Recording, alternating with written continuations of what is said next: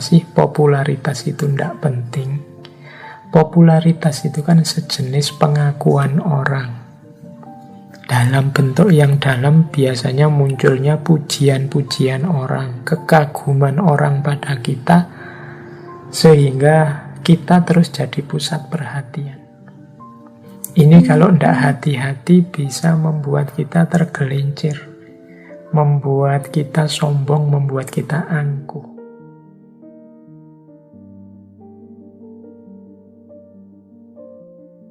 Assalamualaikum warahmatullahi wabarakatuh. Baik, kita mulai kajian kita tentang kebijaksanaan seorang Imam Ahmad bin Hambal. Guru beliau sendiri, Imam Syafi'i, menyatakan kekagumannya terhadap muridnya ini. Kata Imam Syafi'i, Imam Ahmad bin Hambal ini adalah imam dalam 8 bidang sekaligus. Imam dalam 8 hal. Oh, ini luar biasa kan? Biasanya ahli itu expert di satu bidang. Tapi beliau ini, katanya Imam Syafi'i, ahli dalam 8 bidang. Yang pertama, imam hadis. Kalau ini tidak diragukan lagi. Yang kedua, imam fikih. Terus imam bahasa, karena keahlian dalam bahasa Arab. Terus imam Al-Quran. Keahlian beliau dalam bidang tafsir Al-Quran. Imam dalam hal kefakiran. Ini yang bagian-bagian terakhir ini imam ranahnya tasawuf. Kefakiran itu berarti beliau orang yang merasa cukup, tidak butuh dunia lagi. Satu-satunya yang beliau butuhkan hanya Allah saja. Makanya istilahnya fakir. Para ulama dulu sering menyebut diri mereka dengan kalimat al-fakir. Ini kalimat tawadhu yang menunjukkan bahwa aku ini tidak punya apa-apa, tidak bisa apa-apa. Yang menolongku, membantuku, yang membuatku seperti ini hanya Allah saja. Nah, kata Imam Syafi'i, Imam Ahmad termasuk seorang yang pelopor dalam bidang kefakiran. Kemudian imam dalam zuhud. Nah, zuhud itu hidup yang tidak tenggelam dalam arus duniawi. Hidup yang tidak berorientasi dan berfokus materi keduniaan. Ini disebut hidup yang zuhud. Imam dalam hal warok. Dan yang terakhir, imam dalam hal sunnah. Imam dalam hal warok itu imam dalam hal kemampuan menjaga diri dari dosa. Tadi saya ceritakan ya, beliau ini warok sejak kecil, pendiam, suka menyendiri. Makanya tidak banyak terpengaruh oleh lingkungan sekelilingnya. Ya kalau anak-anak hari ini sih menyendiri, tapi menyendirinya sambil pegang gadgetnya masing-masing. Tidak terpengaruh oleh lingkungan sekeliling, tapi sangat terpengaruh oleh dunia maya yang namanya medsos. Dan yang terakhir, imam dalam hal sunnah. Imam dalam hal sunnah ini sudah tidak diragukan lagi. Beliau ini kecintaannya terhadap sunnah. Jadi dari pengakuan gurunya ini saja sebenarnya kita tidak perlu panjang lebar menggali, membuktikan kealiman beliau. Nah, terus kita lanjutkan.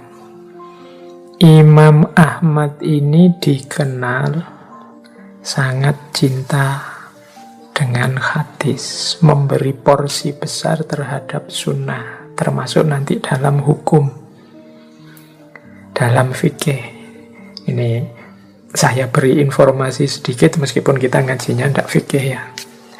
Yang saya jelaskan tadi tergambar misalnya ketika beliau menetapkan sumber hukum dalam fikih. Ya, yang pertama sama, semua imam mazhab itu referensi primernya Al-Quran dan hadis. Nah, sisanya yang berbeda-beda. Kalau Imam Ahmad setelah Al-Quran dan hadis ada fatwa sahabat yang tidak kontroversi, tidak berbeda pendapat. Kemudian hadis mursal atau hadis dhaif, asal tidak maudhu, kalau menurut Imam Ahmad boleh dipakai untuk fadhailul a'mal.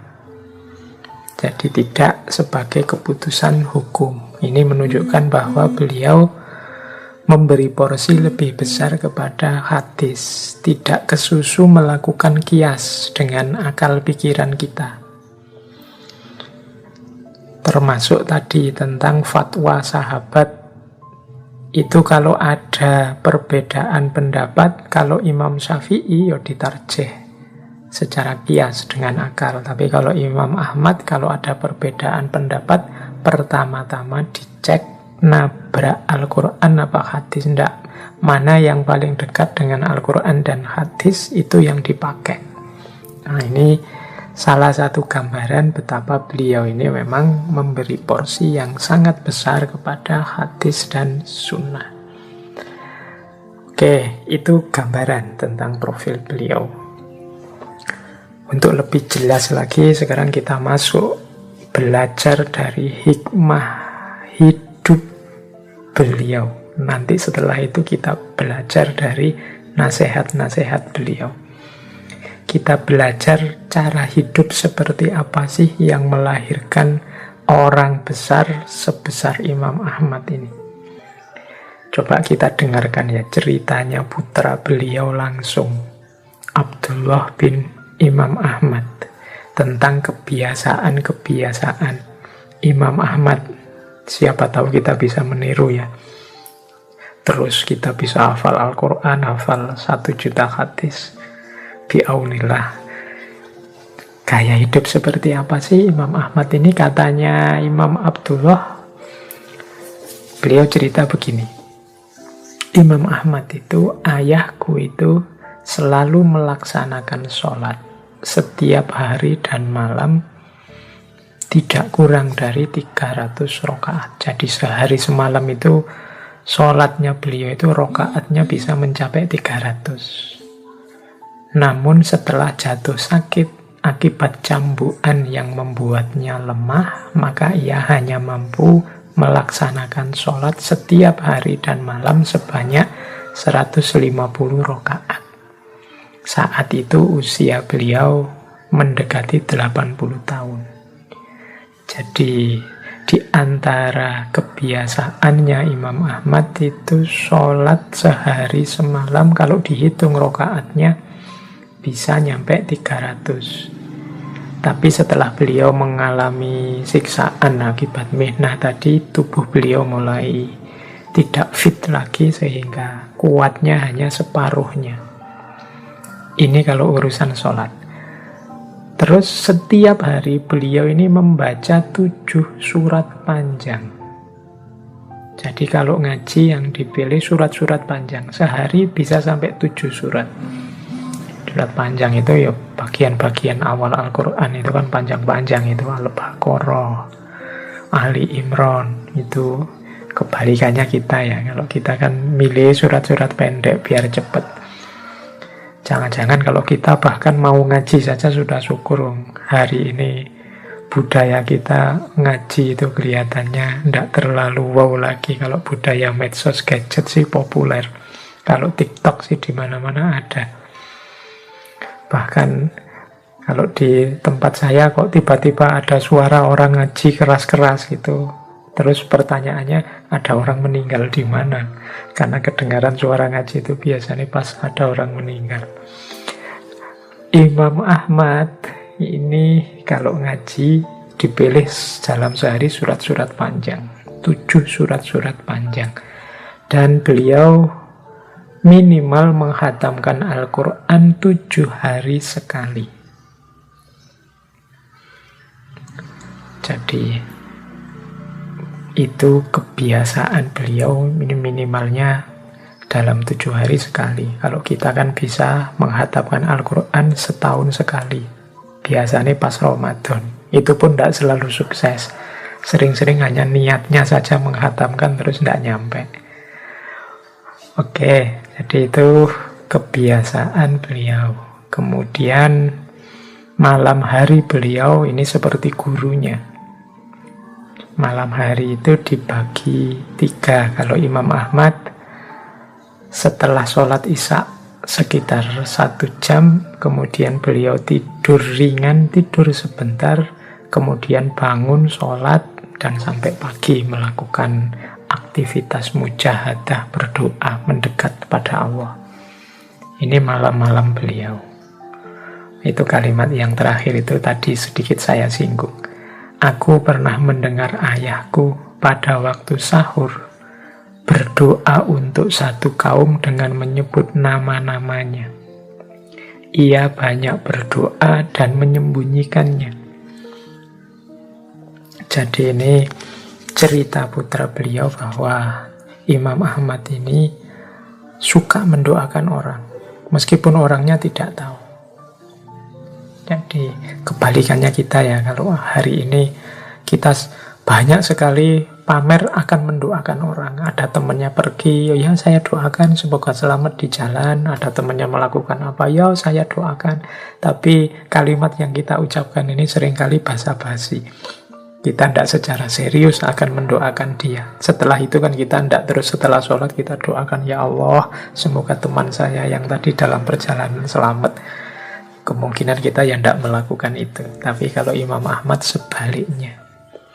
Jadi beliau meskipun tidak menyebut akan mendoakan, tetap beliau semangat mendoakan orang lain dan disembunyikan. Kemudian kebiasaan lagi dari Imam Ahmad, beliau ini suka memperbanyak puasa. Jadi puasa terus-menerus berpuasa, itu kebiasaan beliau. Senin, Kemis, Ayyamul Bid itu tidak pernah ketinggalan, 13, 14, 15. Bahkan setelah mengalami siksaan luar biasa gara-gara mihnah, ceritanya Abdullah bin Imam Ahmad ini, beliau puasa terus sampai meninggal. Nah, ini kebiasaan pribadi beliau. Baik, biar nanti malam ini dapat banyak, saya lanjutkan. Kebiasaan ilmiah. Kita teladani hidup beliau. Kebiasaan ilmiah ini saat beliau menjadi guru di dunia ilmu, saat beliau mengajar pada murid-muridnya. Apa yang beliau lakukan, kebiasaan beliau? Pertama, ini saran dari Imam Ahmad, saat belajar dimohon menjauhi banyak canda. Tidak terlalu banyak guyon. Mengapa begitu? Ya karena Imam Ahmad ini bidangnya sunnah. Kata Imam Ahmad, meriwayatkan sunnah, belajar tentang sunnah itu bagian dari ibadah. Dan kalau kita ibadah kan ya kalau bisa tidak sering-sering bercanda. Ya sedikit-sedikit mungkin menghilangkan kejenuhan sebentar, tidak apa-apa bercanda. Tapi kalau terlalu banyak candanya nanti aura ilmunya hilang. Cahaya keilmuannya bisa jauh. Jadi cari ilmu ayo, memperdalam ayo. Mungkin sedikit-sedikit ada guyonnya, ada candanya, tapi jangan fokus ke situ saja. Karena kita ini mencari ilmu, belajar. Ya mungkin kalau bahasa hari ini ya ini belajar bukan stand up. Kalau stand up ya memang isinya full canda, tapi kalau belajar ya enggak. Nah ini nasihat dari Imam Ahmad, biar cahayanya ilmunya enggak hilang. Kan ada beberapa riwayat itu yang menyatakan orang yang banyak tertawa bisa keras hatinya. Jadi tertawa boleh, sebentar bersenda gurau boleh, biar tidak keras hatinya. Terlalu banyak tertawa juga mengeraskan hati. Jadi yang biasa saja, normal saja. Nah, yang pertama itu, jadi kebiasaannya Imam Ahmad. Jadi kalau teman-teman belajar nyantri ke Imam Ahmad, yo jangan menunggu beliau akan banyak bercanda. Nanti kalian mengeluh, wah iki serius tenan, ini ndak ada dagelannya sama sekalian. Karena bagi beliau ini ibadah. Kurang sopan kalau ibadah banyak bercandanya. Ini Imam Ahmad. Terus beliau punya kebiasaan hanya menyampaikan hadis kalau ada orang bertanya. Kalau tidak ada yang bertanya, ya beliau diam, tidak menyampaikan apapun. Nah, ini kebiasaan ilmiah. Jadi beliau tidak mengobrol hadis, tidak mengobrol ilmu, apalagi pamer. Kalau ada orang tanya, dijawab. Hadisnya ini, referensinya ini. Tapi kalau tidak ada orang tanya, ya sudah beliau. Karena seperti kata-katanya Imam Ghazali di Mishkatul Anwar itu. Ini Imam Ghazali ya, yang kemarin minggu lalu saya sering selip ngomong Imam Ghazali, padahal maksudnya Imam Syafi'i. Kalau ini Imam Ghazali beneran. Jadi kata Imam Ghazali, memberi ilmu pada orang-orang yang tidak butuh, yang mengabaikan ilmu, itu seperti menelantarkan ilmu. Jadi mungkin Imam Ahmad juga punya prinsip seperti itu. Kalau orangnya tidak butuh, saya beritahu, ilmunya mesti sia-sia. Wong dia tidak merasa butuh, tidak merasa ingin mendapatkan. Jadi akhirnya ilmunya terlantar, tidak ada yang ngopeni. Jadi mending kalian butuh apa, saya beri apa.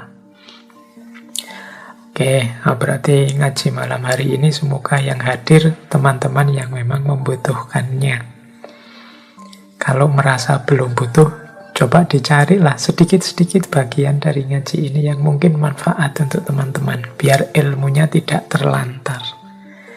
Kebiasaan Imam Ahmad yang kedua. Yang ketiga, Imam Ahmad ini kalau menyampaikan sebuah hadis, meskipun beliau hafal, beliau tetap mengambil kitab dan disampaikan dengan cara membaca kitab itu.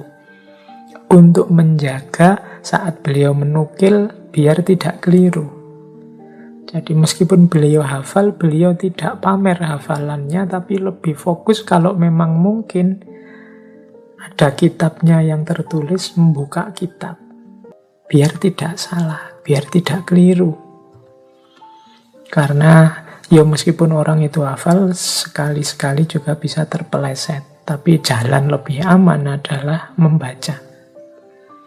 Jadi kalau teman-teman juga begitu, kalau memang memungkinkan, misalnya jadi pembicara, jadi narasumber, kalau memang ada bahan tertulisnya, ditulis saja atau bawalah bahan yang tertulis biar ngomongnya tidak ngalor ngidul, paling tidak juga menjaga biar tidak keliru. Karena kekuatan akal kita ini terbatas. Bahkan seandainya hanya khutbah Jumat sekalipun, kalau bisa ya ada bahan tertulisnya, biar terkontrol. Oke, ini kebiasaannya Imam Ahmad. Kemudian tidak menjawab kecuali merujuk pada kitab yang telah beliau pelajari. Jika tidak tahu, maka beliau tidak menjawab. Jadi Imam Ahmad ini punya kebiasaan, kalau ada orang bertanya, ya beliau jawab, cuma tidak ngarang dengan pikiran beliau sendiri, ya merujuk pada kitab yang sudah beliau kaji, merujuk pada tokoh-tokoh yang sudah beliau pelajari. Nah, ini cirinya Imam Ahmad. Jadi kalau bicara selalu punya rujukan, tidak ngarang. Kalau tidak tahu, ya tidak jawab. Mungkin seperti Imam Malik dulu, lah adri, aku tidak tahu. Ya nanti cari referensi dulu, baca-baca dulu. Jadi tidak menjawab kecuali merujuk kitab yang beliau pelajari. Nah, yang terakhir di antara kebiasaan ilmiah beliau ini tidak membolehkan murid-muridnya menulis kecuali hanya hadis hadisnya Rasulullah. Fatwa-fatwa fikih beliau tidak boleh ditulis oleh beliau. Jadi mungkin pandangan-pandangan fikih beliau itu beliau nganggapnya ini pandangan pribadi yang orang boleh setuju, boleh tidak. Kalau sudah ditulis mungkin khawatirnya nanti orang menganggapnya itu pasti benar.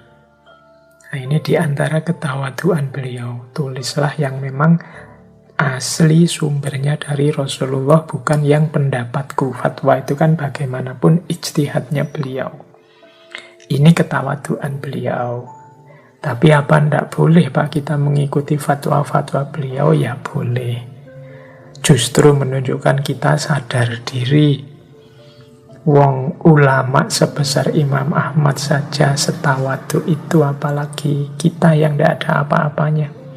Kalau dalam hal memahami hukum, membaca Al-Quran, memahami hadis, insya Allah beliau ini sudah tidak ada tandingannya, apalagi ditandingkan dengan kita. Maka kalau kita mengikuti fatwa beliau itu bukan sesuatu yang tercela atau aib, tapi justru manusiawi, masuk akal, dan memang seharusnya begitu kalau kita sadar diri.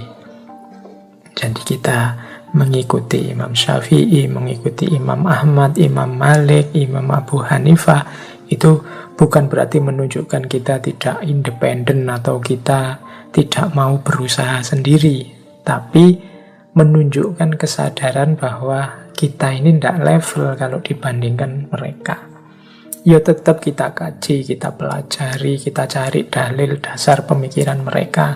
Itu di antara penghormatan kita kepada mereka. Meskipun mereka sendiri bilang, ya kalau ada pikiranku yang kalian tidak cocok dengan sunnah dan hadis, tinggalkanlah.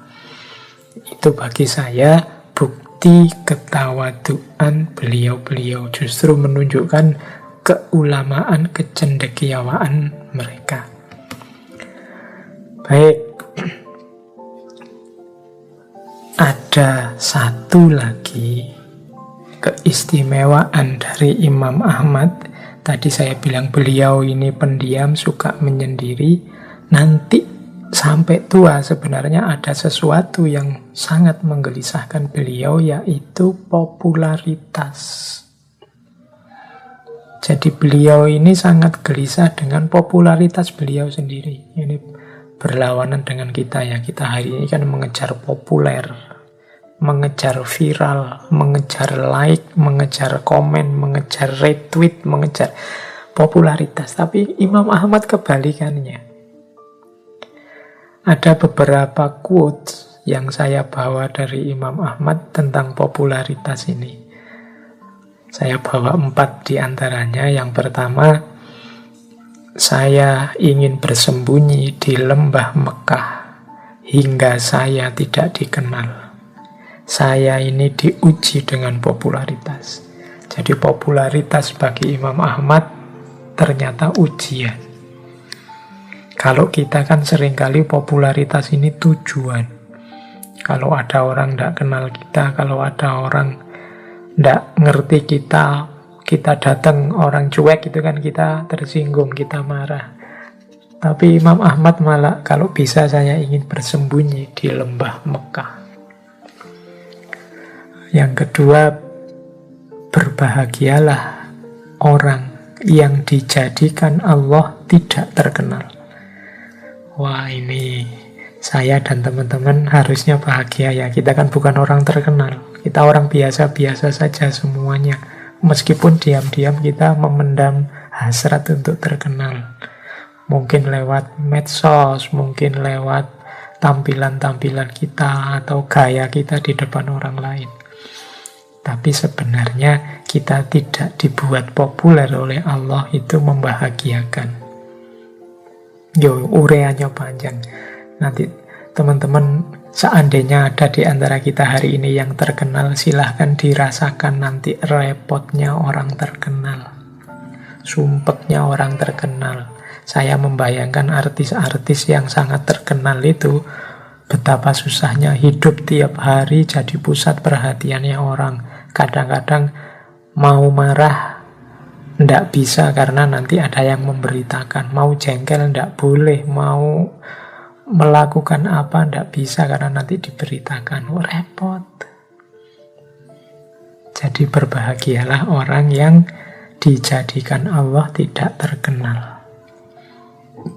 Andaikan aku menemukan jalan, aku pasti keluar sehingga aku tidak memiliki popularitas.